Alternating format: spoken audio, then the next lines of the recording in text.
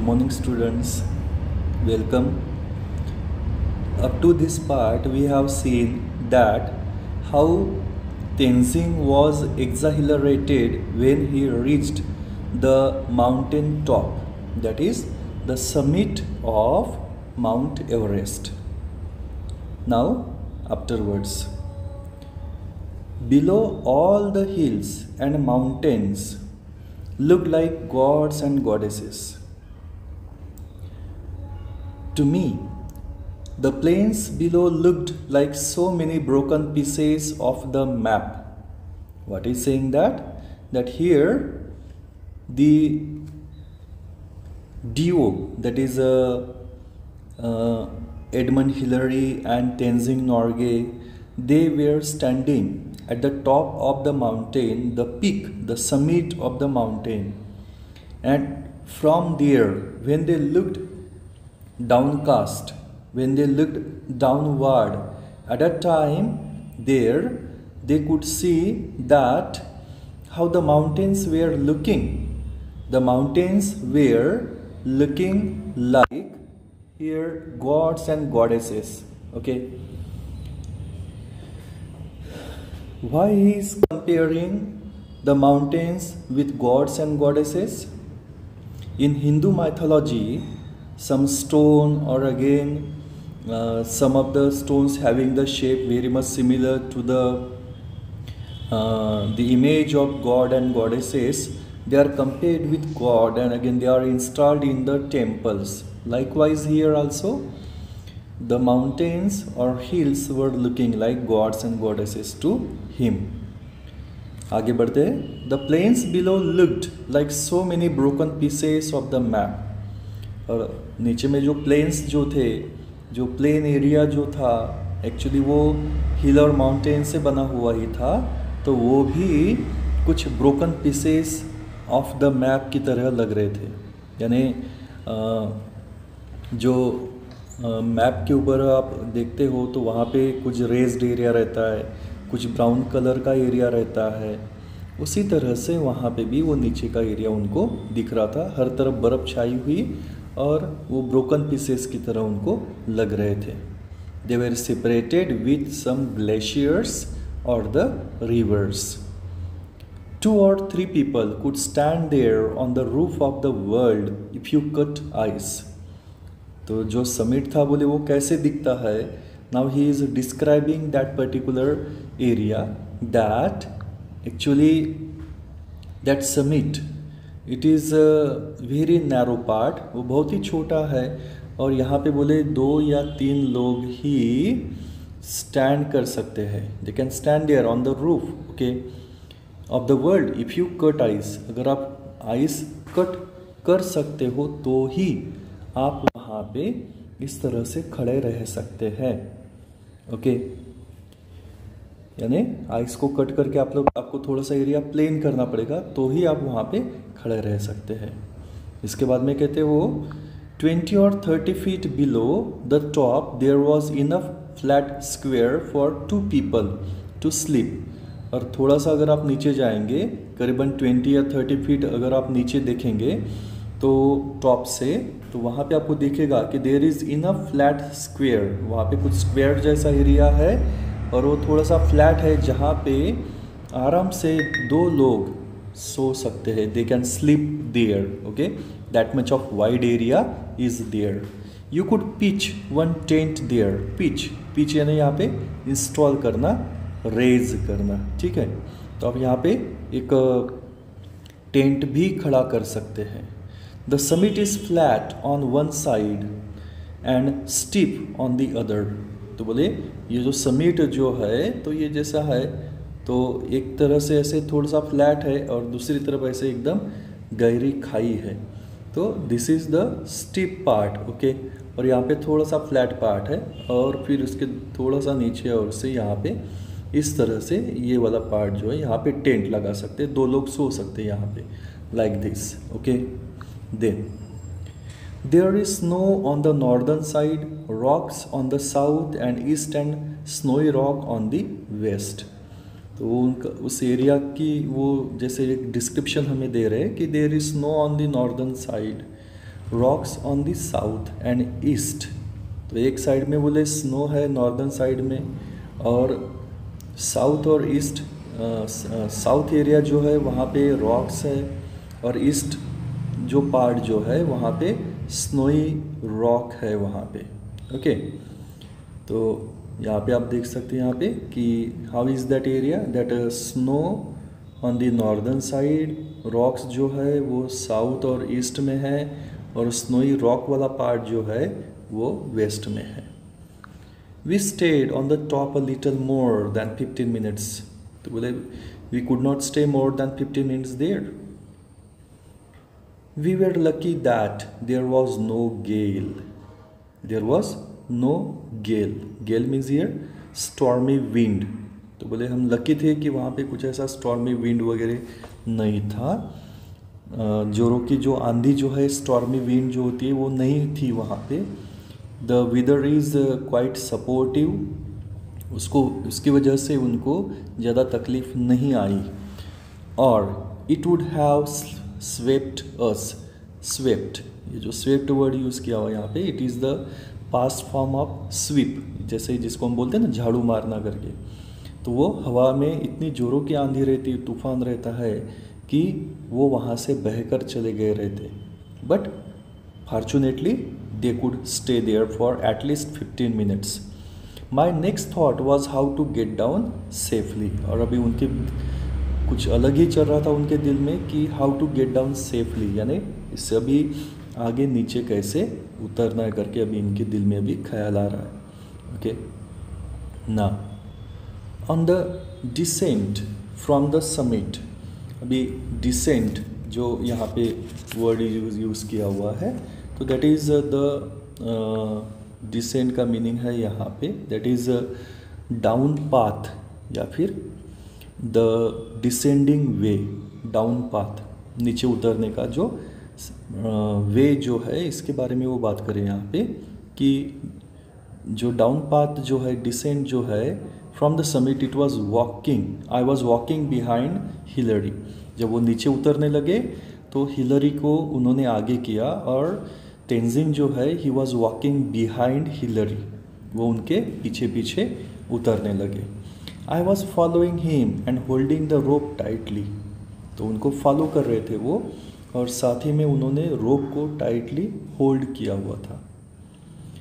And my determination was to make sure he descended safely. और उनकी determination क्या थी, he was very strong that to make him descend safely, यानी Hillary जो है वो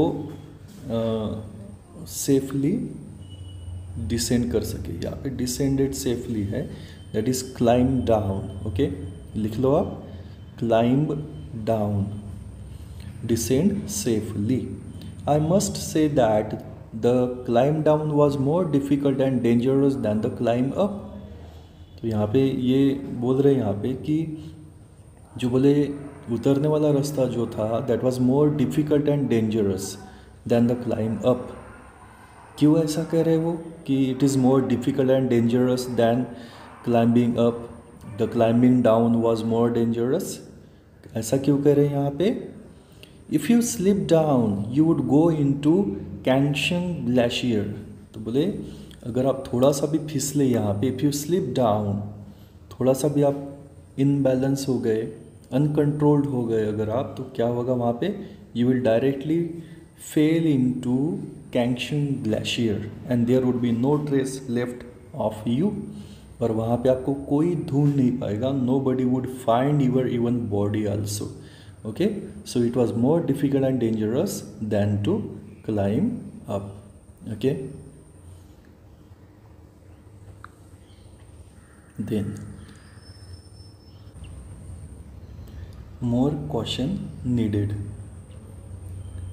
Of course, अभी more caution का मीनिंग क्या है? caution यानी सावधानी, ठीक है।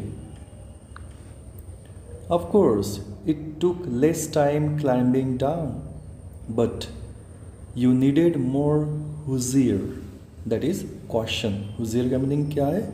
वो अपनी लोकल लैंग्वेज बोल रहे हैं यहाँ पे, that is caution. When I reached Camp 9, my first thought was thank God we have been spared an accident. And if up to now there have been no accidents, I hope there will be none in future. I had always prayed to God and He had saved me. यहाँ पे एक sense of gratitude है, एक तरह से he is the believer of God. इसलिए यहाँ पे वो कह रहे कि जब वो कैंप 9 पे पहुँचते, जहाँ से वो निकले थे शुरुआत में, तो जैसे वो पहुँचते तो उसके बाद में उनके दिल में ख्याल आता है कि thank God, he is thanking God. Why he is thanking God? We have been spared an accident. वो कह रहे हैं यहाँ पे कि we have been spared, we are spared from an accident, कि बोले चलो अब तक तो कोई एक्सीडेंट वगैरह हुआ नहीं। तो यहाँ पे एक्सीडेंट यानी कि कौन से एक्सीडेंट की बात करें यहाँ पे? The calamities, the natural calamities, snow storms. तो कभी फिर वहाँ पे कभी कभी स्नोफॉल वगैरह हो जाता है, उसके बाद में ऐसे ग्लेशियर वगैरह जो है वहाँ पे ग्लेशियर कोलैप्स हो जाते हैं वगैरह। ऐसे कई तरह के नेचुरल कलामिटीज़ आती है वहाँ पे। कभी कभी इक्विपमेंट, आपके इंस्ट्रूमेंट जो है वो फेल हो जाते हैं, उनकी वजह से भी वहाँ पे ह्यूमन एरर्स की वजह से भी वहाँ पे ऐसी एक्सीडेंट हो जाते हैं। सो यहाँ पे वो कह रहे हैं, गॉड को थैंक कह रहे हैं, और वो कह रहे हैं कि there is no accident up to this time, and so really O God I thank you. And if up to now, यानी अब तक, up to now there have been no accident, यानी अब तक कोई भी एक्सीडेंट नहीं हुआ, I hope there will be none in future. तो मैं अपेक्षा करता हूँ कि फ्यूचर में ऐसा कोई भी एक्सीडेंट नहीं होगा। ओके। और वो he had always prayed to God, उन्हें वो कहते हैं कि I had always prayed to God, मैं हमेशा गॉड को ऐसे प्रेड करते रहता हूँ कि he had saved me from any type of danger. तो वहाँ पे उनकी एक तरह से एक बिलीवर ऑफ गॉड है वो, इसलिए इस तरह से वो अपनी फीलिंग्स यहाँ पे बता रहे हैं। Okay. At camp 9 and Hillary and I were in no mood for any talking. तो जैसे कैंप 9 तक वो पहुँचते तो बहुत ही एग्जॉस्टेड थे वो, बहुत ही थक गए थे वो। So they were in no mood of for any talking, we just attended to our own things. तो उनके जो भी कुछ इक्विपमेंट, इंस्ट्रूमेंट्स वगैरह थे उनको उन्होंने कलेक्ट किया, गैदर किया, and we stayed there about half an hour. तो कैंप 9 पे वो कितने देर तक रुकते हैं वो? At camp 9 they stayed there for half an hour. We boiled some snow to make lemon water and drank it. तो बोले वहाँ पे वो क्या करते हैं, वो बॉईल करते हैं। दे बॉइल सम स्नो, यानी वहाँ पे पानी तो है ही नहीं, सब पानी तो बर्फ़ बन चुका है because of the extreme cold weather, है ना। तो यहाँ पे वो पानी को थोड़ा सा गर्म करते हैं, फिर उसमें लेमन वगैरह डाल के लेमन वाटर बनाते हैं, जिससे some energy they will have, थोड़ी सी एनर्जी उनको मिल पाए, इसलिए वो इस तरह से वो लेमन वाटर प्रिपेयर करते हैं, बर्फ़ को थोड़ा बॉईल करके गर्म करके। Then he saying when we left we took only our sleeping bags and left everything else behind in the tent. तो बोले जब वो कैंप 9 को छोड़ते हैं तो अपने साथ में वो ज़्यादा वेट नहीं लेके जाना चाहते थे। So they took only their sleeping bags. Sleeping bags क्या होती है? एक तरह से बैग होती है जिसमें पूरा आदमी समा जाता है, आप अंदर से चेन लगा लो जिससे आपको ठंडी से you can protect yourself. Okay, you can save yourself from the extreme cold. And left everything else, बाकी जो भी कुछ चीज़ें थी जो ज़्यादा काम की नहीं थी, they left there in the tent itself. From camp 9 to camp 8 where we spent the night. फिर आगे आके वो कैंप 9 से आगे आते वो और कैंप 8 में आते हैं और वहाँ पे वो अपनी रात बिताते। Okay, spend their night was an easier job, और वो बहुत ही ईजी जॉब था उनके लिए। अभी तो हाइट कम कम होते आ रही थी तो उनके लिए ज़्यादा तकलीफ़ें अभी कम होती जा रही थी। Okay, as they were climbing up there were more difficulties, but as they were climbing down was difficult task, but again as they were nearing to the earth level, now it is easy job for them. Just about camp 8 where the others could see us. अभी camp 8 जो है बोले एक तरह से वहाँ पे उनके other friends where also waiting for them. I raised my arm with a thumb up. तो वो अपनी आर्म हाथ ऊपर उठा के वो अपना हाथ ऐसे हिलाते हैं, यानी to tell them that yes they have done it, they were successful in climbing the mount Everest summit. Okay, with my thumbs up. अब हमने थम्स दिखाते हैं ना इसे, तो इस तरह से उनको बताना है कि here they were celebrating the victory. CWF Noyce, इसका प्रोनाउंसिएशन आप थोड़ा सा ध्यान में रखना, Noyce. And WG Lowe. Okay, इसका प्रोनाउंसिएशन है लू और इसका प्रोनाउंसिएशन है नॉइस। तो ये CWF WC वगैरह जो है WG वगैरह, तो ये उनके जैसे कुछ डेस्टिनेशंस है उनके, यानी उनके जैसे कैटेगरी है, उनका जैसे अधिकार वगैरह जो रहता है ना उसके हिसाब से है वो। तो वो कह रहे वहाँ पे कि नॉइस और लू जो है उन्होंने उनको देखा, saw and their faces flushed with joy. Flushed with joy यानी they got very happy, they became very happy. Okay, they became very happy. Why they were happy? Because their friends, these are Edmund Hillary and Tenzing Norgay, have achieved the difficult task. In this way I was able to tell them of our success.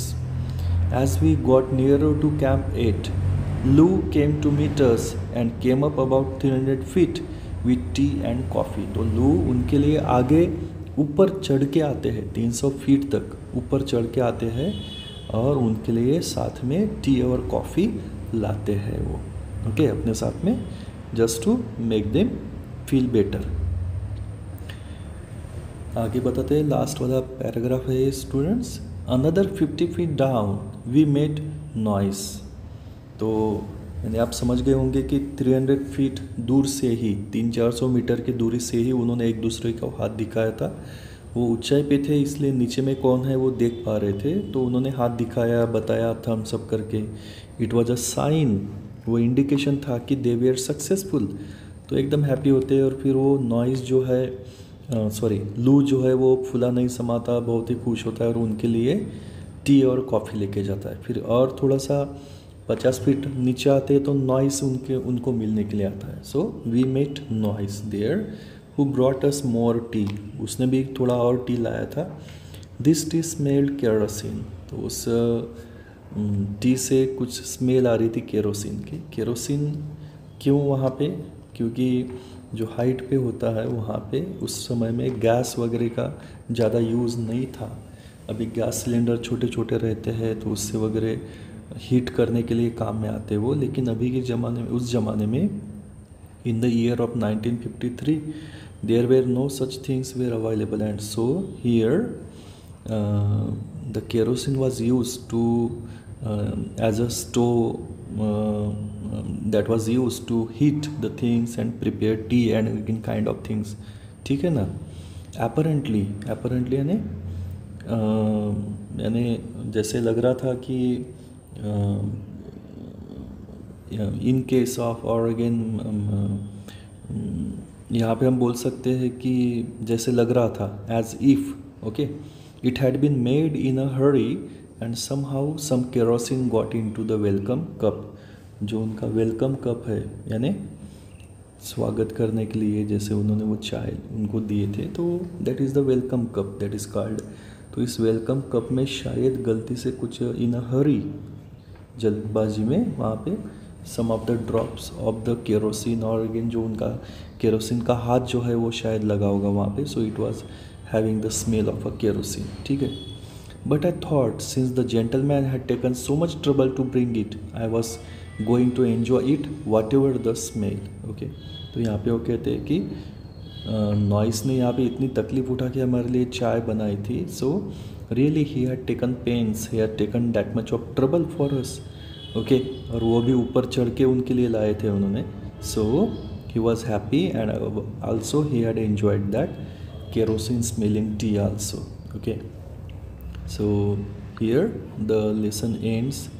Certainly you might have come across the qualities of Tenzing here.